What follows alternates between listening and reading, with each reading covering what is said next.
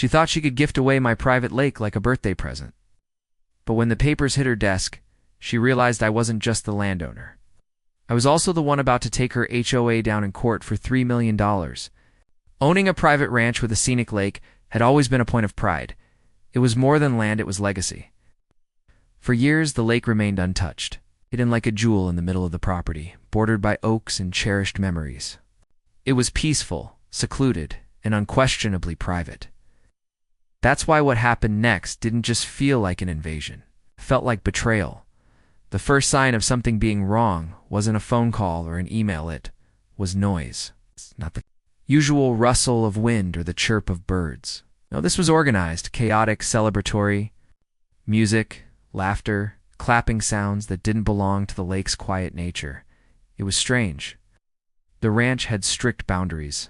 No one came this deep into the property. Even invited guests stayed close to the house. That's how it had always been. As the noise grew louder over the hours, so did the confusion. A quick check of the property records showed no scheduled events. No maintenance crews, nothing that could justify people gathering near the water. Yet the sound didn't stop. It only grew more enthusiastic, as if people weren't just visiting, they were celebrating something. It wasn't until a neighbor called that the pieces started to fall into place. She sounded almost cheerful, asking, "So you're finally sharing that beautiful lake of yours, huh?" Karen told us it's part of the new HOA Green Space Project. There was a pause, and then she laughed. Her fiancé's lucky. That engagement party looks expensive, and that one comment struck like lightning. Karen, HOA President Karen, she had always been intrusive, walking the line between nosy and flat-out disrespectful. But to hear that she told people the lake was hers to offer was baffling. Worse, she had apparently told an entire community that this private lake had suddenly become public property for the sake of a party. Not just any party, either an engagement celebration, a personal affair, something completely unrelated to the HOA's actual responsibilities. Still trying to process it, more information started pouring in. A few other neighbors chimed in, thanking the HOA for making the lake more inclusive.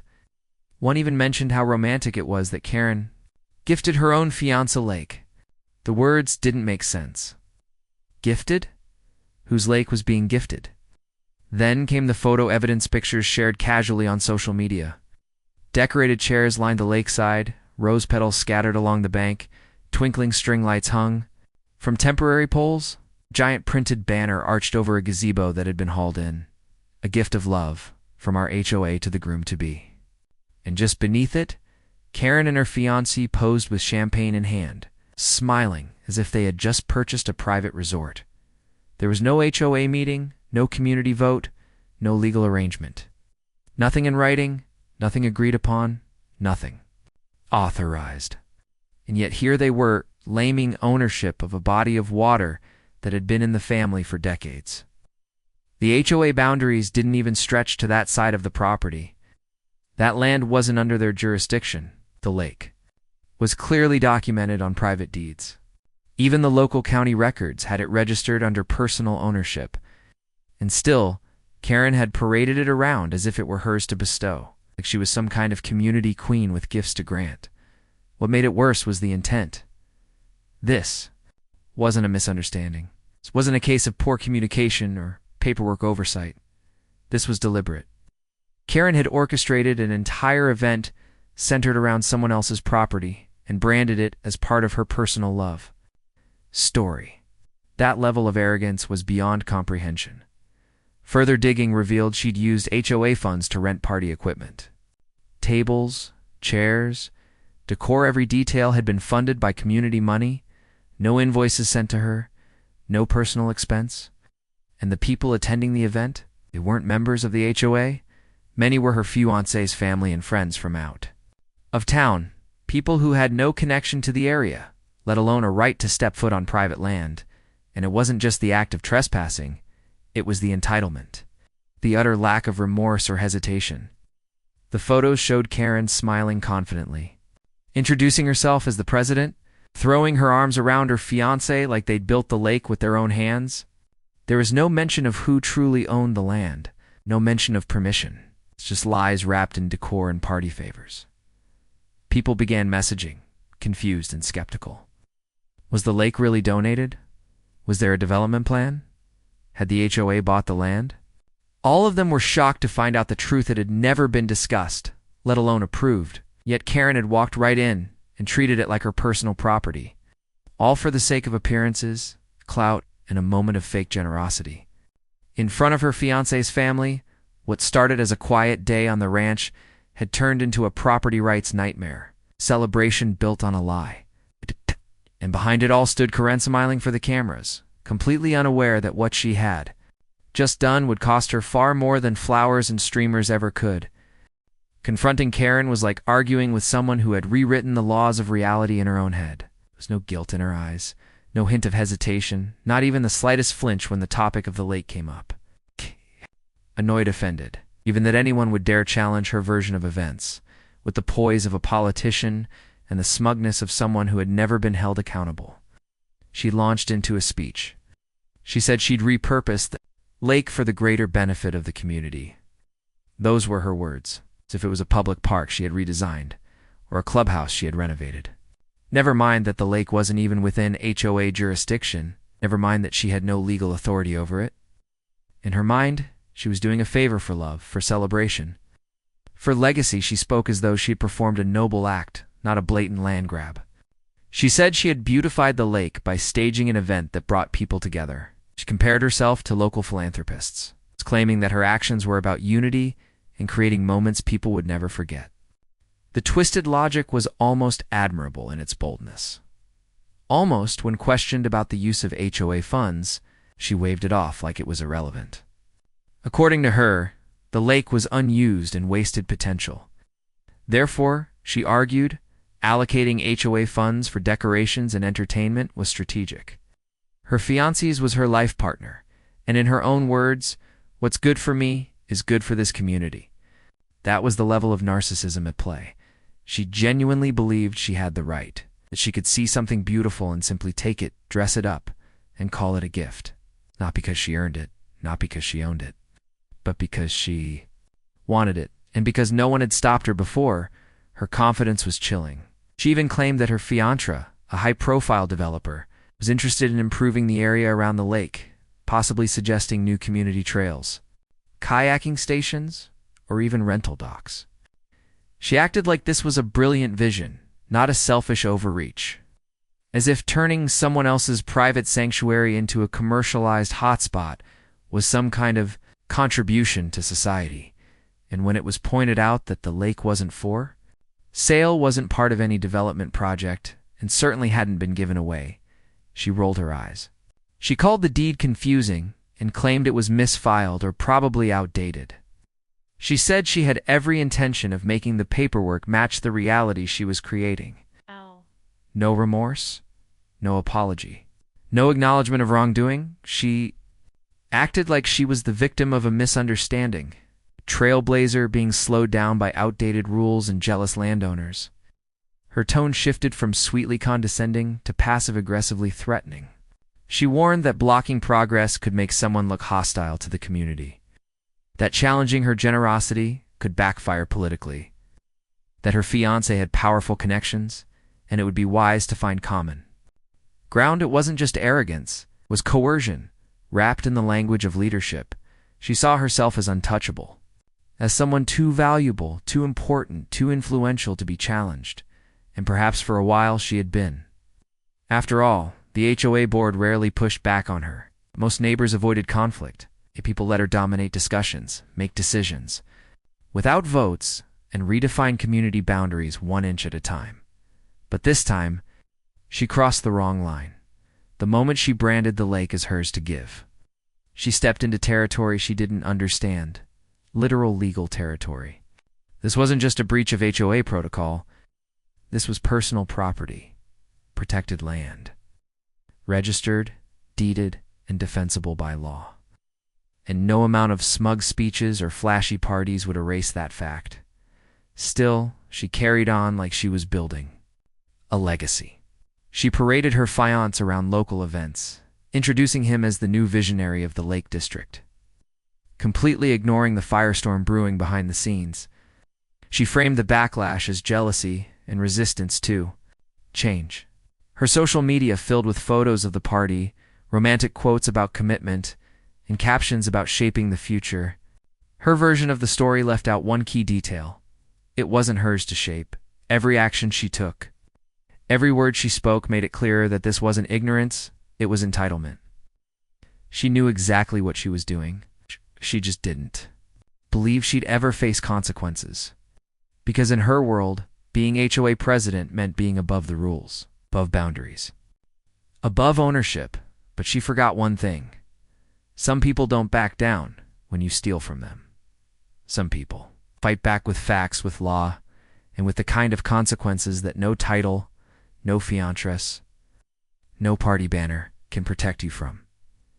And for Karen, that reckoning was already on the way. The line between petty HOA drama and full-scale legal warfare was crossed the moment Karen took the liberty of gifting a privately owned lake, but she didn't just cross it, she bulldozed it, and in doing so, triggered something far beyond her control. The paperwork began immediately. There was no need for warnings or polite back-and-forth emails. This wasn't a neighborly misunderstanding. It was theft disguised as generosity. The attorney didn't hesitate. He reviewed the property deed, the HOA charter, and every photograph, social media post, and witness statement from that party. What Karen called a celebration, the law called trespassing, misuse of funds, fraud, and the unauthorized use of private land for personal gain. It wasn't just her actions, it was the scope of them. Dozens of guests had been invited onto property they had no right to be on. Equipment had been rented, transported, and assembled using HOA resources without member approval. Worse, Karen had signed invoices under the HOA's name, treating the association like her personal bank account. She hadn't just bent the rules, she'd set them on fire. The lawsuit was structured with precision. $3 million. In total damages, one portion accounted for the unauthorized use and devaluation of private property. Hosting an event on someone else's land without consent wasn't just rude. It impacted land value, introduced liability risks, undermined legal ownership. Another portion targeted the emotional and reputational damage. News of the party had spread fast, and thanks to Karen's public framing, there were now questions circulating about whether the lake was truly donated or communal.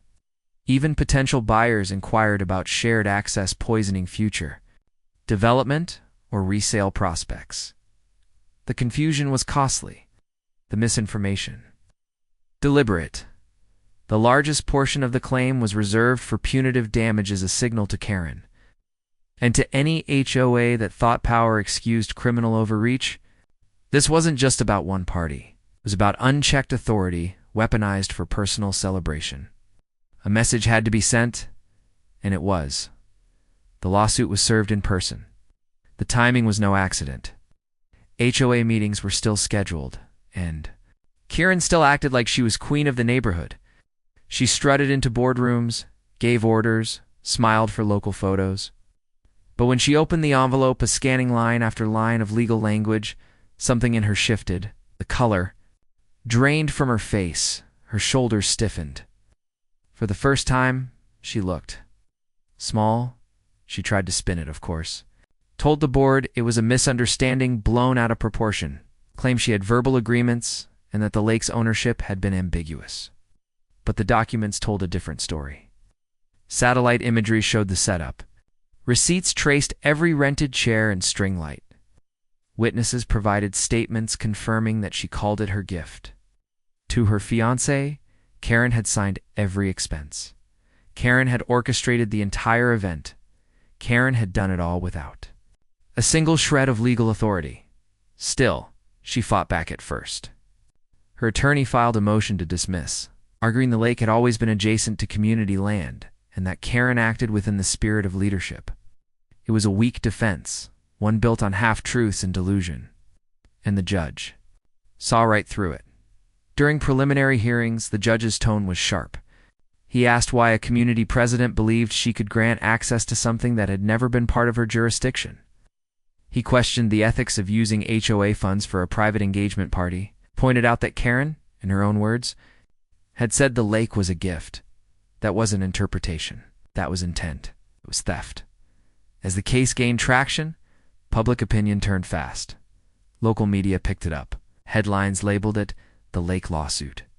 News anchors described it as a chilling example of HOA overreach. Online, people were ruthless. Memes circulated.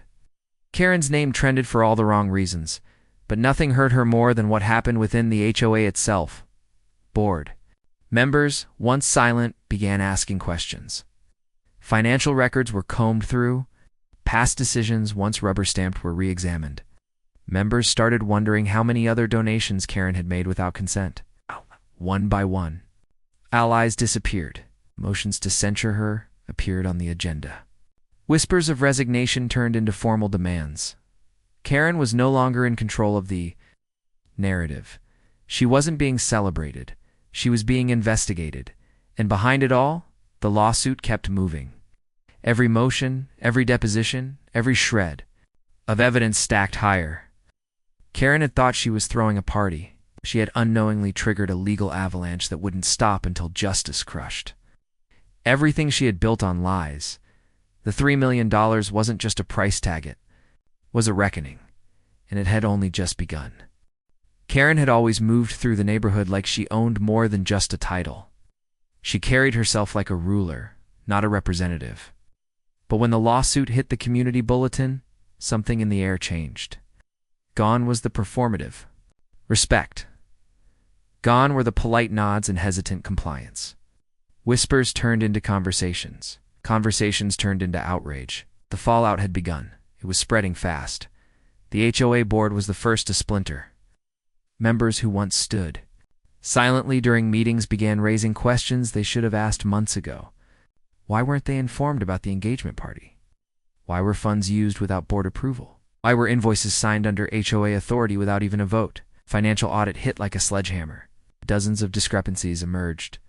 Just for the party, but past events as well. Receipts for luxury floral arrangements, imported champagne. Custom banners expenses labeled vaguely as community enhancement or event promotion. All traced back to Karen, all approved. By her alone. Neighbors who once supported her began stepping forward, reluctantly admitting they'd been manipulated. Some had voiced concerns in the past, but were quickly shut down, gaslit, or outvoted by Karen's inner circle. Now, with legal documents circulating and screenshots of her party posts going viral, those same neighbors were furious. Trusted her. She had used that trust to build her own fantasy on someone else's land. The fiancé, once proudly displayed on Karen's social media, became conspicuously absent. Rumors spread that he hadn't known the lake wasn't hers to give, that he'd been humiliated by the public fallout, that his own family had confronted him after news broke of the lawsuit. Whether true or not, the engagement ring vanished from her hand in every new photo. Her once glowing online profiles became quiet, edited, and eventually locked down. The neighborhood group chats, however, lit up. Screenshots of Karen's old posts were circulated like wildfire. Comment she made about the lake being a legacy. Gift was met with angry replies. Residents demanded emergency meetings. Petitions for her removal gained hundreds of signatures within days. One neighbor even created a detailed timeline of her overreach, connecting it to previous property disputes and suspicious expenditures. Going back years, then came the media. A local investigative journalist picked up the story. The headline was, "Blunt. HOA president faces $3 million lawsuit after gifting private lake to fiancés." The article outlined everything from Karen's unauthorized spending to her false claims about community property lines. It included excerpts from the lawsuit and quotes from residents calling for a full leadership overhaul. Karen was no longer just dealing with a lawsuit. She was dealing with public disgrace. Her allies tried to do damage control. One board member insisted that Karen always had the community's best interests at heart. Another claimed the party had been a beautiful celebration misrepresented by legal overreach. But those statements didn't hold up against the cold, legal facts and, certainly not against the visual proof. No matter how much spin was attempted, the truth had momentum now. And truth doesn't stop for spin. Karen stopped attending HOA meetings. First, she claimed she was taking time to focus on her personal life. Then she sent a brief email stating she was being unfairly targeted and harassed. But residents weren't buying it. The damage wasn't just emotional or symbolic, it was financial. Their dues had been spent on unauthorized expenses. Their trust had been exploited. Their neighborhood had become a headline. Their leader had become a punchline. And then, just when it seemed the backlash had peaked, a secondary lawsuit was filed, this time by a group of HOA members, demanded restitution for misused funds, Karen's immediate resignation, and an independent audit of the HOA's last 5 years of operations. They weren't just upset, they were organized. Karen was no longer fighting a single opponent. She was now up against the very people she had once ruled over, the engagement party that was meant to mark. A milestone in her personal life had ignited the destruction of her public persona. Her fiancé was gone. Her board was fractured. Her reputation was in tatters. And with each passing day, the legal case grew stronger, fed by new documents, new witnesses, and the undeniable fact that she had treated a private lake like a party. Favor of the fallout wasn't just professional, it was deeply personal. Karen's name became synonymous with arrogance. Her past achievements, whatever they were, meant nothing now. Her story had become a cautionary tale in HOA circles across the state. A lesson about what happens when power is abused, rules are ignored, a sense of entitlement clouds every decision. And the most ironic part, the lake, the one thing she had tried to use as a grand gesture, a public display of love and legacy, was now the very symbol of her downfall. She hadn't just stolen land. She'd buried herself in it. The courtroom wasn't just a place for decisions. It became the final arena for a battle that had started with arrogance and ended in legal ruin. Karen arrived, no longer draped in confidence, no longer flanked by board members or smiling through shallow pleasantries. Posture was different, now shoulders tight, eyes low, a woman standing not as a president, but as a defendant. The judge didn't need long to see through the layers of spin. The evidence was overwhelming. Deed records proved the lake was private property. It's registered under a name never once associated with the HOA. Satellite imagery confirmed the scale of the engagement event, showing guests, equipment, and vehicles scattered across someone else's land without a shred of permission. Photos showed Karen toasting champagne, holding her fiancé's hand beneath a banner that literally read a gift from the HOA. No matter how her legal team tried to reframe it, the facts were concrete. She had trespassed. She had spent HOA funds without board approval. She had lied to her community, misrepresented the truth, and tried to rebrand theft as generosity. The judge called it exactly what it was: a deliberate and reckless abuse of authority driven by personal interest. There was no gray area to hide in. There were no procedural loopholes to slip through. And there was certainly no goodwill left to cushion the impact. The court ordered Karen and the HOA to pay $3 million in damages, a staggering amount, but one carefully calculated. The property's temporary devaluation, the risk to resale, the reputational harm, the unauthorized commercial use of private land all played a role. Added to that were punitive damages designed not just to penalize, but to serve as a warning. This kind of behavior had no place in any community, under any title. Karen tried to appeal. She claimed bias, insisted the judgment was excessive, tried to paint herself as misunderstood. But the paperwork didn't care about her feelings. The law didn't bend for self-delusion. Every time she tried to redirect blame, the court returned her to the truth. This wasn't a witch hunt. It was accountability, and the fallout didn't stop there. The HOA, now deeply fractured and bleeding financially, held an emergency election. Karen was formally removed from her role as president. The same neighbors who once hesitated to speak against her now demanded a full reconstruction of the board, along with transparency measures, third-party audits, and new checks against executive authority. The HOA wasn't just repairing, it was rebuilding from the ground up. Karen's personal life wasn't spared either. Her fiancé, embarrassed by the lawsuit, the media circus, the now tainted memory of a lakefront proposal, officially called off the engagement. Friends distanced themselves quietly. Invitations stopped coming. Her phone stopped ringing. What began as an ego trip disguised as a love story It turned into complete personal and public isolation. But there was one silver lining for the rightful landowner. The victory wasn't just legal, it was symbolic.